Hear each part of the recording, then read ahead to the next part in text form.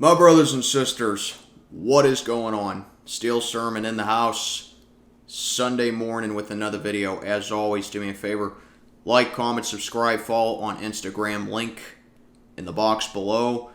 So, I'm just going to cut right to the chase with the title of this video because I know that's what all yinz want to hear from me.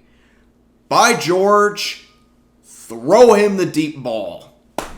And what I'm talking about is George Pickens in his second year as the Pittsburgh Steelers wide receiver. Once again, I am all over this guy just like I am with Kenny Pickett because I truly do believe that the Pickett to Pickens combination is the most lethal when it comes to this team.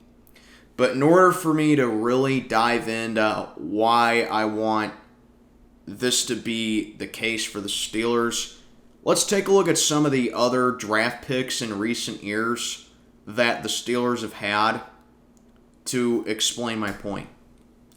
Back in 2020, Chase Claypool in the second round. 2019, Deontay Johnson, late third round, early second rounder. 2018, James Washington. 2017, Juju. You want to go back a little bit, Martavis Bryant. Back in 2014, you know what all those wide receivers have in common? Is that at some point, they were favored to be deep threats, and they were favored to be the most prominent receiver on the Pittsburgh Steelers.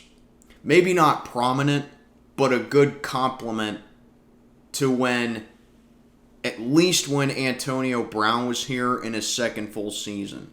Or his last full season up until he was entering his prime. So this is where you lead into George Pickens because in my opinion, Pickens is coming into the most unique position. Because think about it with those wide receivers like I just said. In Chase Claypool's second season, that was Big Ben's last season in the league. With Deontay Johnson, it was the COVID season. With James Washington, he didn't even have Big Ben for the whole season. He had to play musical chairs at quarterbacks with Mason Rudolph and Duck Hodges for the whole season because Big Ben was hurt for practically the whole season in 2019. With Juju, his second full season was 2018, and Juju's a massive outlier here because he went off in 2018. He had over 2,300 receiving yards that year, and he had that ridiculous just season where he was named team MVP with the Steelers, and Big Ben was just going all over the place. He was just picking defenses apart. Martavis Bryant, his second season was 2015, but we didn't really even see that much of him because, he was such an idiot that he couldn't stay off the pot. But my point with George Pickens is this. His second full season in the league is Kenny Pickett's second full season in the league as well. So that's why this season is very important for George Pickens. We saw it last year. He put up not great numbers last year as a rookie, but, you can't really fault him because Matt Canada just didn't really know how to use him. And like I keep stressing over and over again, if Matt Canada is to stay here justifiably, it's that he has to grow something in between his head and figure out how the heck to use this guy. And you want to know how you use this guy? It's simple. Gun the ball to him down the field. Make him be your deep threat guy. Because it was very obvious last year that deep passes were the most successful routes with George Pickens. And I know that he ran the most go routes in the league last year, bar none. But the thing is, when he is mediocre when it comes to coverage, but he's able to combat with the catches and the fight ability, that shows that he should be getting the deep ball from Kenny Pickett because he can get himself open. He can run these deep routes. he can outrun someone. It's the footwork with the slants and the screens is where he had trouble with last year. So the point is, just gun it. You brought in Allen Robinson basically to set the tone for the offense because Allen Robinson is an established veteran and he's here to, kind of be like what Patrick Peterson's going to be to the corners. You got Pat Freiermuth, who's a great security blanket. Deontay Johnson, love the guy or hate him, he's still here. And now you got Darnell Washington from the draft. So who's that leave? George Pickens. Gun the ball to him, man.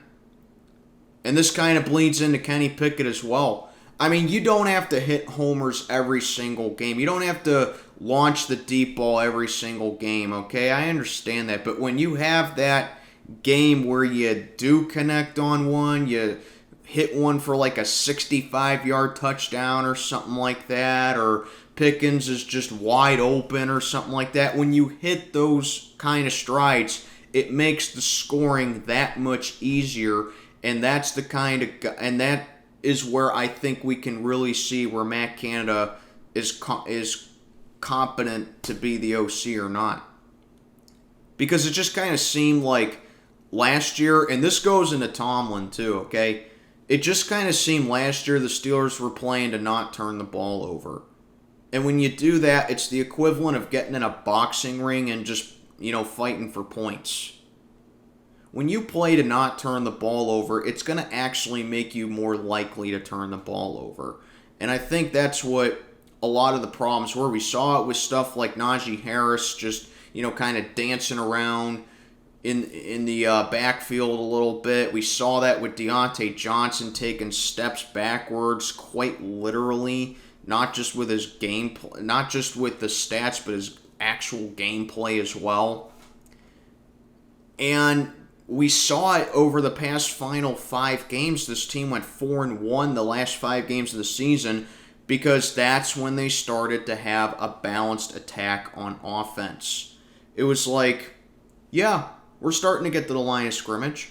We're starting to get to the goal line. We're starting to, win the battle in the trenches. And we're starting, to establish what this offense could truly be in 2023. And that comes with everyone having their specific role with this offense. And that goes with George Pickens being the deep threat of this team. And I think there's just no more excuses about it. Matt Canada, if you're watching this video, I think I can speak for the entire fan base when I say, by George, make him the frickin' deep threat. And that's all I got to say. Let me know what you think down in the comments below. Steel Sermon checking on out for the day. May God be with you.